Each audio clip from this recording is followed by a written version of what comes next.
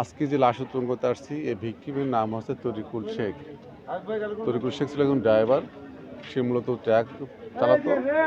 গত ইংরেজি 14, 12, 24 তারিখে তারা 13 তারিখে গিয়েছিল মোংলাতে মাল নিয়ে গেছিলো, ওখানে আনলোড করে ওখানে পুনরায় আবার মাল লোড করে যাচ্ছিল পঞ্চগড় যাওয়ার পথে তার সাথে ছিল তার একজন হেল্পার।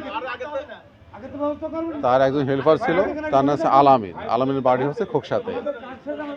আলামিন মূলত মোংলা থেকে ড্রাইভ করে আসছিল, আসার পথে ঝিনেদা থেকে তাদের ভাষ্য মতে ঝিনেদা থেকে তারা করে খাওয়া দাওয়ার পরে মূল ড্রাইভার তরিকুল শেখ ড্রাইভ করতে থাকে আর আলামিন পিছনে ঘুমাইতে থাকে। কুষ্টিয়া বাইপাসে আসার পরে এখানে তাদের উভয়ের ভিতরে আলামিনের যে ভাষ্য, যেটা আপনার হেল্পার যে তাকে মারছে, তার ভাষ্য অনুযায়ী তাকে বলছে যে আমি গাঁজা কিনতে বলছিলাম, গাঁজা কিনছিস কিনা। তখন আমি বলছি যে আমি গাঁজা কিনি নাই। তখন তাদের তর্ক বিতর্ক। প্রথমত হেল্পারকে সে একটা বাড়ি মারে স্ক্রুড্রাইভার দিয়ে।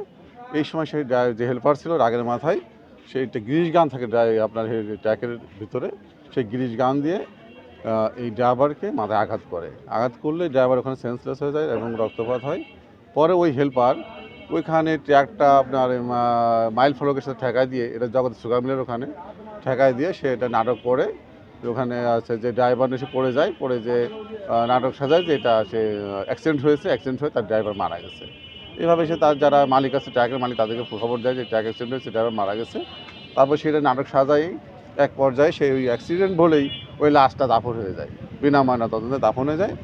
পরবর্তীতে 2 দিন পরে তো 16 তারিখে জানা যায় যে আসলে এটা নাটক সাজাইছে, মূলত ওই হেল্পার একে আঘাত করে তার মৃত্যু ঘটাইছে, যার প্রেক্ষিতে এটা মামলা হয়েছে। মামলা যেহেতু এটা পোস্টমর্টম ছাড়া লাশ দাফন হয়েছিল, আজকে আমরা বিজ্ঞ আদালতের আদেশে আমাদের নির্বাহী ম্যাজিস্ট্রেট স্যার সহ এখানে এসেছি।